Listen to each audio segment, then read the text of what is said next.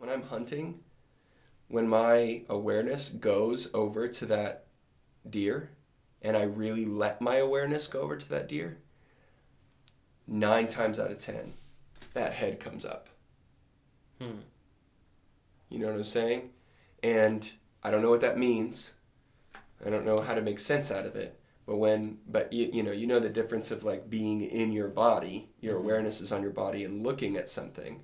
Like there's looking at something like landscape, and there's letting your awareness go to that thing.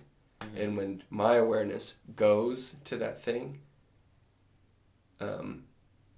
I notice a difference in the behavior, you know. And I notice the same thing for myself, you know. It's like, is it psychosomatic when somebody deeply listens to you versus don't listen to you, you know? Because you said the same thing, and their ears heard it, you know. Yeah. The sound, they heard the sound. But when somebody deeply listens to you, I mean,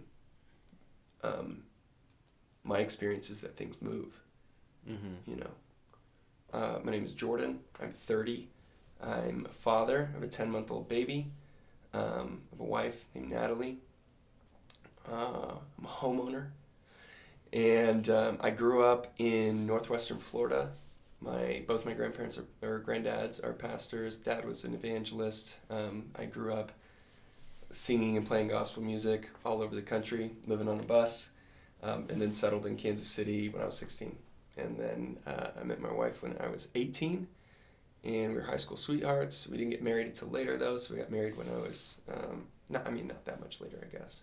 I was 22 when we got married, so pretty young, but have lived in Colorado and then moved back to Kansas City since then. We've been married for 8 years, so yeah. And what was your experience of church growing up? It was like the total experience growing up. You know, I was in one of those where it's like you don't know people who aren't, like you don't really know people or hang out with people who aren't in your thing. Yeah. You know, so it's like and our thing was really small, at least at my granddad's church where I spent the most of my years that I remember. You know, so.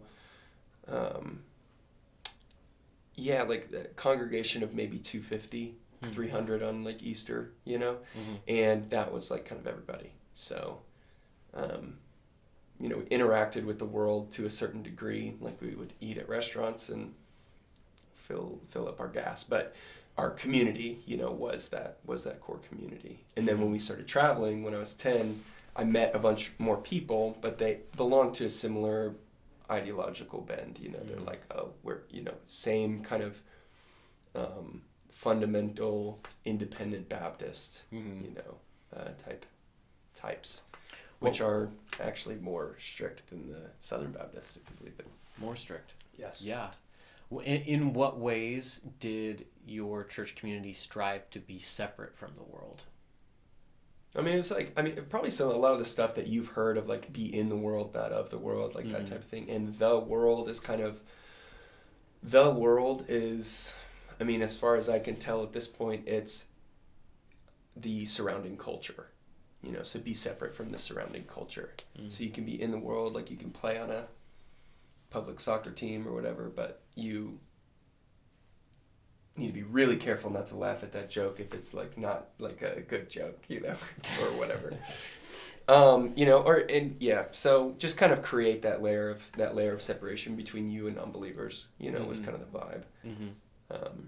Our church did this thing called church discipline, and they would like say the transgression to everyone, and let you know if you see this person in public, you are not to kind of acknowledge them or interact with them. Did this like happen to you? Minimum. No, it didn't happen to me. No, I was like, I don't know. I was at least interested in being good enough to, you know, interested in being good enough to never end up there. Now, it's usually like infidelity or something like that. You know, it's the stuff that they really don't dig that would land some, but you would know, you know about this. Oh, that person's wife, they were at this party and there was alleged to be alcohol there, and there was a ex there, and like, and whatever, and you're like, you're not supposed to say anything to her if, you see her out there. That's like a solid memory in my mind. I'm just like, dude, that is brutal. It's humiliating. Yeah. It's like, and yeah, so, yeah, very, very tight, intense, rigid, type of belonging in and out, and, the threat of not belonging. Yeah. But eventually that was breached, at some point, obviously. How have you evolved through becoming a father?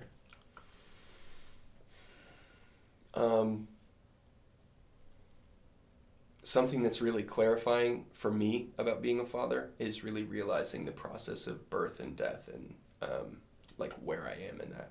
So that I have a son is like all of a sudden my mortality is like right closer in front of me, because I'm in a new phase where it's like, oh, I've got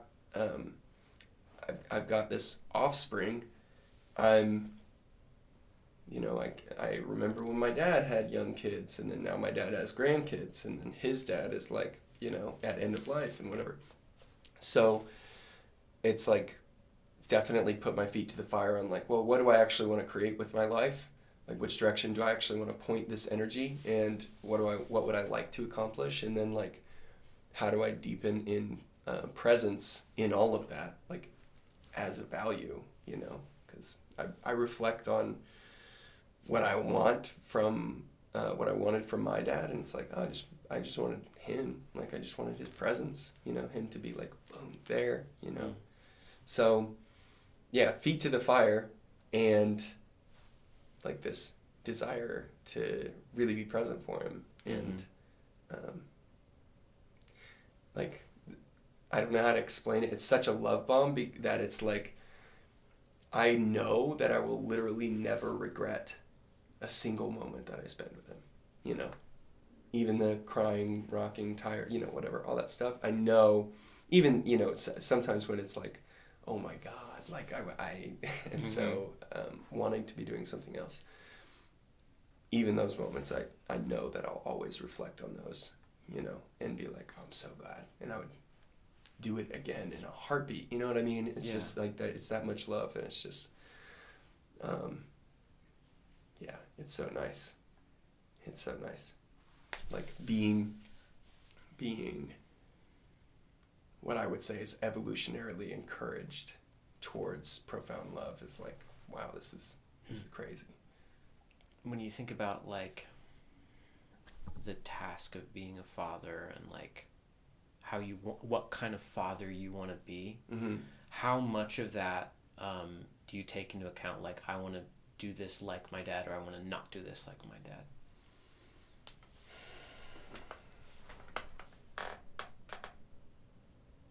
Yeah, that's a great question. And there are definitely things that I want to do like my dad. Like I acknowledge like, oh, my dad did awesome at this thing.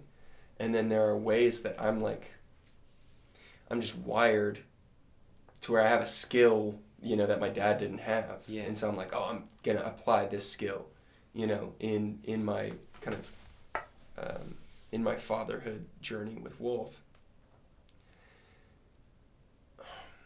But I would say I just want to deepen in presence, you know what I mean? And I would chalk a lot of the things that I'm like, oh, that moment really sucked with my dad, or that moment, or, or said a better way. The way that role took life for me, the way the role of father, like, took life for me and made sense to me, I'm amending that, a lot of the ways that I would amend that all boil down to, like, really showing up and just being present and just really taking him in, and allowing myself to participate in that in the way that makes sense to me in that moment, and yeah, I would give my dad high marks, for who I like at the net, you know what I mean? It's like, at the net, man, I give you high marks, especially, having a relationship with him as a human being. It's completely different than having a relationship with him as like sole caretaker. Yeah. That's just different. Yeah. And it's like, oh, I see, I see, Yeah. I can see the pressures and I can't, or whatever. And it's like the shortcomings, whatever they may be, without turning away from them at all, embracing them. You know what I mean? Mm-hmm. So in a way that is not diminishing of my experience, still open. You know what I mean? Yeah, I think it's good. And inevitably, there's gonna, Mm-hmm. you could interview Wolf in, 29 years, and he would be like, he's gonna have things about himself that he has to work out that I didn't prime him for perfectly. Yeah. You know what I mean? It's like, and I have no vision of what that will be. Yeah. Inevitably, it's like, all right, you Yeah. have to work out your own salvation too. Yeah. So yeah, presence. One thing that I got one time was like, I really don't want him to feel like he has to. I don't want him to feel like he has to animate a really particular set of values for me to be on board with his life. Mm-hmm. You got to be this type of guy who does this type of thing, whatever. I am not interested in that. Ugh. And I'm also a really enrolling person, as you know. Yeah. And so it's like, I kind of like, left unchecked, I will have the whole group doing something, Yeah. that I am into. And so, so I need people to push back on me. And so I'm like, I mentioned this to Mike actually one time. And I was like, I just don't want that part of myself to like really dictate everything, in his childhood. And he was like, I totally hear you. And just so you know, you're totally worthy of being completely emulated. Mm-hmm. He's going to like love you and want to emulate you, Mm-hmm. It's like, oh yeah, that's going to be cool too. Yeah. For sure. So yeah, my hope is just that whenever after all the emulation and all the self-discovery and whatever he does and whatever, that he feels free to make choices about which things he wants to take from the dadisms and which things he's not really wants to take forward. That's beautiful. Yeah. That's it. That's beautiful. Yeah. Yeah. So, yeah. When you performed with your family, was everybody on stage? Was Mom on stage or no? Yeah, Mom was on stage. Mom's on stage? My mom was actually like, my mom was definitely the heart of the crew. Okay. She could do she wrote a song and she could share from the heart. Same way, I mean, if you've interacted with her now, she shares from her heart. That's what she does. Yeah. She would write a song. She's written songs and would share from the heart and just deliver them, really beautifully in that context. And so both her and my dad were songwriters, and not all of the kids were always in the performing thing. I was always part of the performing crew. Yeah. And Jake was always a part of the performing crew. Everybody else kind of picked a little bit of their involvement in terms of the performance part, but we all had a job. We were all part of the production. What was the last time that you guys were all on stage together?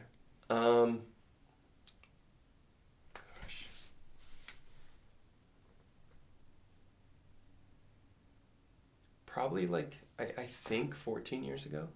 14. Right around there. Yeah, it would have been about 16. I bet it was when we moved here because we were so over it, or at least some of us were so over traveling, that it was like, oh, thank God.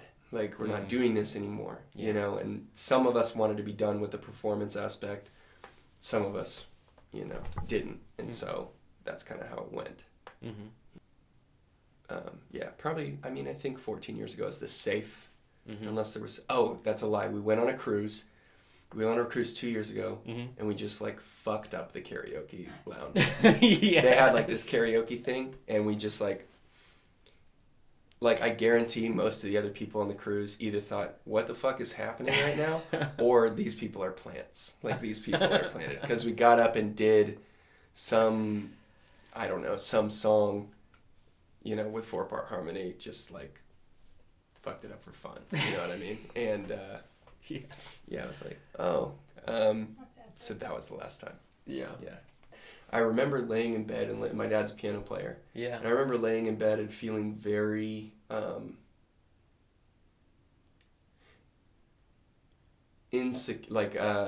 anxious. Anxious is the best way of putting it. Like, I didn't know.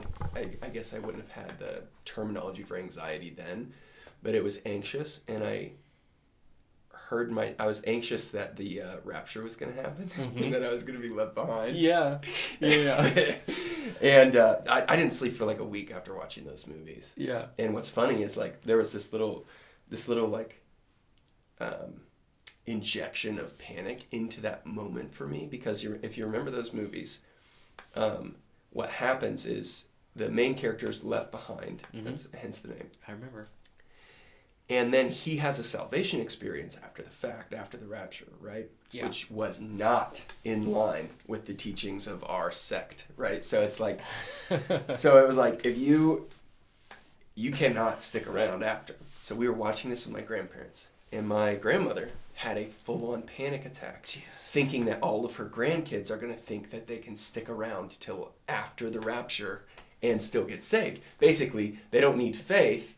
They could just stick around, and she has a panic. We have to turn the movie off, and they're like my dad's like trying to get her out of the room, like, because she is just freaking out. And I'm like, oh my God, like I'm already scared of this movie. I already believe it.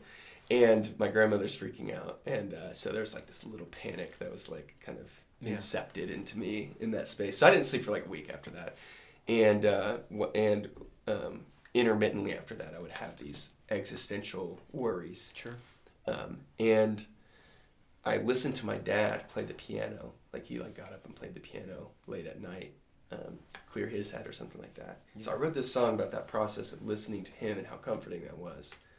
And my vision is to like shoot a live band video, doing that full on with all my siblings and elements of my band, and do that song like in my parents' living room or something.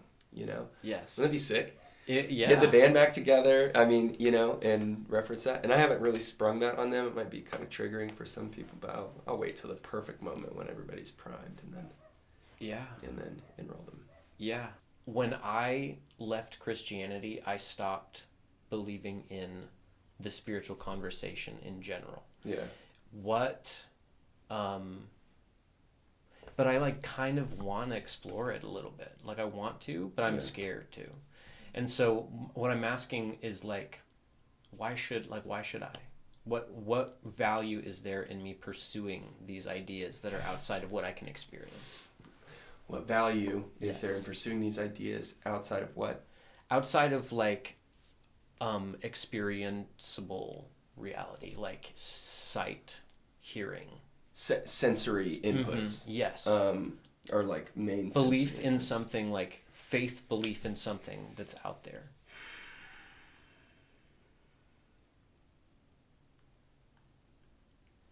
I don't know if I could sell you something in terms of why you should really be into going and discovering that there is a spiritual realm or something like that. Alright, so this will probably be a common frustration between us. The catch-all of that's what God willed, or the catch-all of these qualities we can attribute to God, and these qualities we can attribute to the influence of Satan or the world or whatever. And it's there's not really much need for curiosity, or I should say there's an underutilization of curiosity in that context. There's these catch-alls that just handle everything. Yeah. Everything's handled. Yeah. Feels nice to the mind. Yeah. Probably part of why you miss it, part of why I miss it. It's that feels really good to have that catch-all. And when you leave, having a friendly face to the void, that is that God idea, or that is that structure, that system of beliefs. When you lose your friendly face to the void, and then you just have a void, it's I don't like that feeling either. Yeah. It's kind of treated as an ultimate context, or that is a context that has ultimate meaning, it is or it isn't. You know, it is so or it isn't so. It's true or it's untrue. Just you know black, what I mean? black and white. Yeah, Yeah. which is just about as comforting as God and Satan. Yeah. Yeah. You know, and I think my life has taken me in the direction of being wary of comfort in that sense. Mm-hmm. You know what I mean? Where I'm like, well, not that I'm not compelled towards comfort, but it's like I'm not sold on the value of pursuing comfort. Interesting. You know, I don't know. I'm not. Huh. And that lives at the level of personality, not just like me as some being. You know, it's like, oh, at the level of person, I'm like, yeah. Like, for example, Mike's my neighbor, and so he texts me January 1, and it's like 9 degrees out, and he says, cold plunges and 5 minutes of fire breath barefoot in the snow, like at 3:30. And I'm like, I literally don't feel the option to say no. Not because, oh, I have to do what Mike wants, but like literally in myself, that someone even mentioned it and I would possibly turn away is unacceptable. You know what I mean? So got out there, did the cold plunge, did the breath of fire. So yeah, the level of personality, I'm like, yeah, what's comfortable doesn't, I'm disgusted with how much I like it. So, so it's like, I've gotta go push the boundaries. You know what I mean? And I know you have experienced that side of me probably in ways that are pleasant and unpleasant. But it's a way that I'm a contribution to people. Absolutely. It's like, dude, this is what I have to offer. You know, if you, I try to, like, similar to the Wolfie, like conversation of who I want to be for him. It's like, I'm going to let you know up front that this is how, these are the types of influence that I could be in your life should you choose to engage. Yeah. And if you want to engage, hell yeah. And if you need someone who's different, you should go to someone who's different than me. I might not be able to play this role for you, but this is what I have to offer. So yeah. So if we're talking about energy healing or this or that, or anything, any kind of spiritual idea that is like something that I grew up being taught as like new agey, right? Yeah. If we're talking about something that's like, I've been in some good moments with that stuff, right? Just like, I don't know if Bianca told you about this one. There was somebody upstairs at the cafe doing like these. They rented out the space that's upstairs at the cafe. Yeah. And they're doing energy healings and like stuff like that. Yeah. And they're like, hey, if anybody wants to come up, it's like you can come up and be a part of this. So I'm like, yeah, I'm here early. Like, let's roll. So I go up there, and this guy takes one look at me, and he's like, there's like a room full of women and this guy. And this guy's selling some type of water, literally, like holy water. Yeah. And he looks at me and he's like, all right, I'm going to do a some type of thing on you, and I'm like, all right, cool, man. What you got? And he's like, gosh, I wish I could say it as dramatically as he did, but it was something to the effect of, I've never seen this many demons in one person. He's like, you have 500 demons. Oh my God. And I was like, all right. And he's like, all right, I'm gonna clear these demons for you. And I was like, all right. I think I see what this is. And so I come up there, and I've got 500 demons, and so he prays this thing over me, and he has one of the women in the room like go. He's like, all right, now you see the change? You see the change? She's like, I think I see like his face is lighter, and he's got like. Yeah, man. Like, bro, I have 501 motherfucking demons now, dude. But I'm about to kick you through a wall. But okay, so absolutely couldn't be better. Perfect example. Like, yeah. I'm it's like, shut the fuck up. How do I pursue spirituality without the fear of like, oh, this is more bullshit that you're feeding me now that is going to like, like you're selling something again, because in the fucking new age community there's just as much like selling bullshit. I would say honestly there's more bullshit. Okay. Yeah, there's more bullshit because there's more bullshit because at least with like fundamentalism, it's stood the test of time. Yeah. You know what I mean? It's proved itself valuable to a large group of people, and New Age has not. Mm-hmm.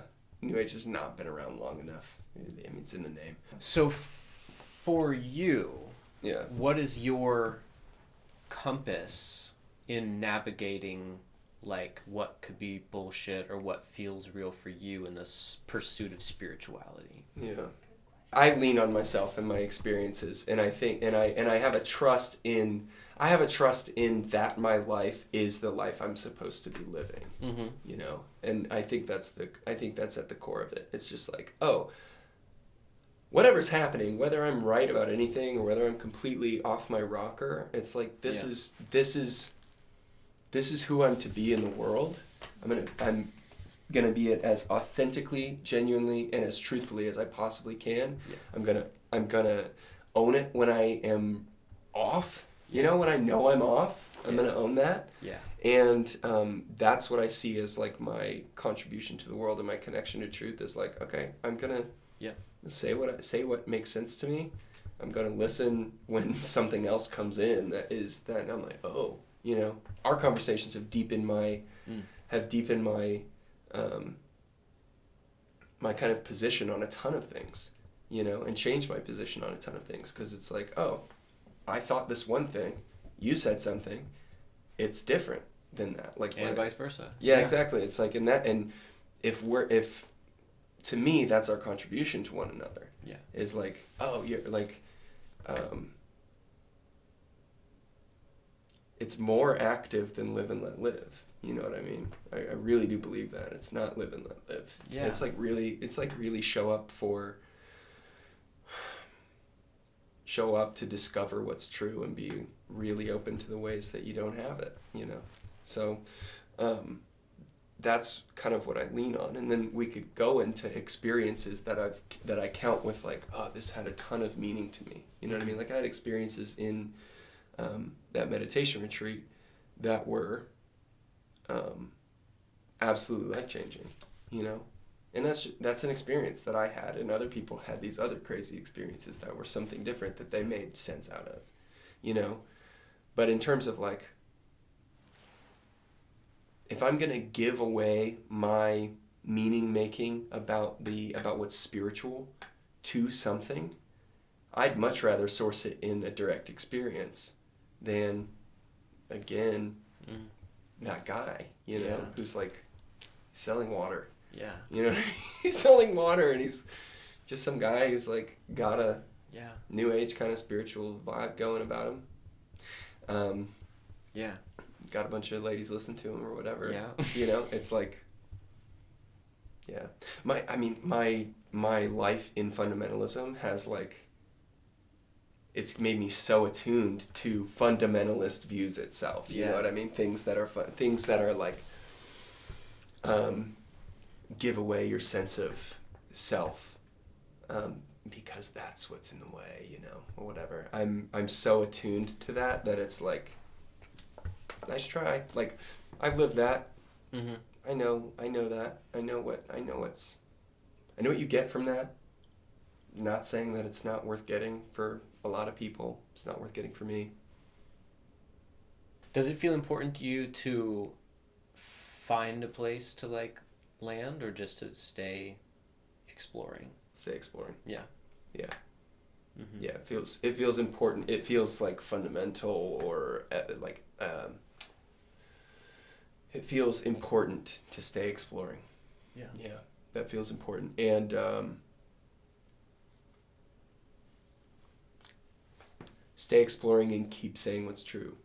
You know, because like we talked about, like that contribution piece is like, I don't know why, but I think that part of like what I'm supposed to do and what I really appreciate when other people do is like they really stand on what occurs to them as true.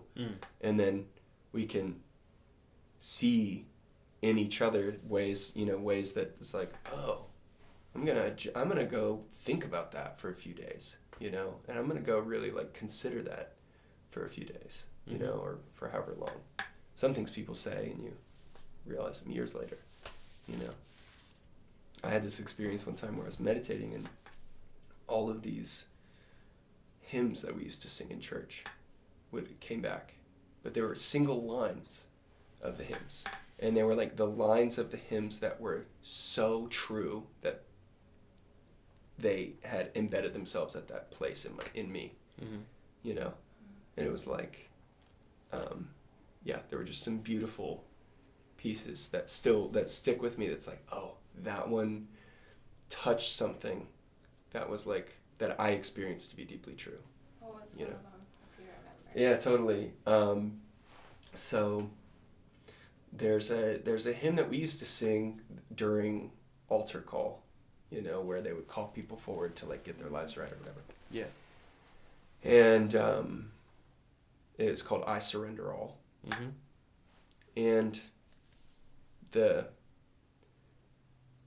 kind of like reality or the truth that is in the admonishing to surrender, like became available to me through knowing that hymn while I was meditating. Like it came back, like like what surrender actually is. Like when I was a kid, I'm like, I surrender all, you know.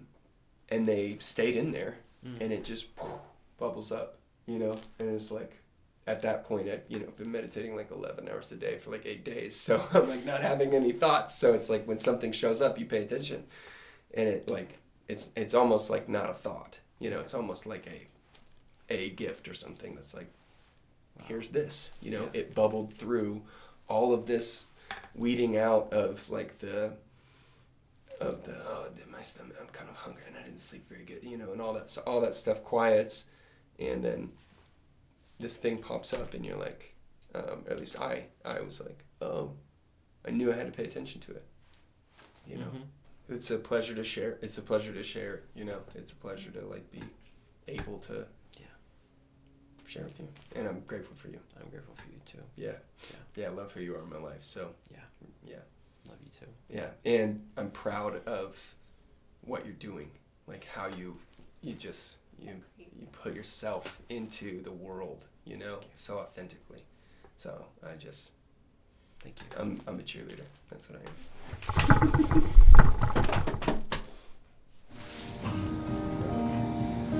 They pray in your holy name. They pray in your holy name, singing amen, amen.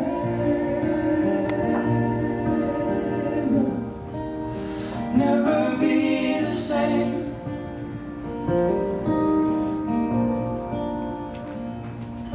They pray in your holy name. They pray in your holy name, singing amen, amen. Never be the same.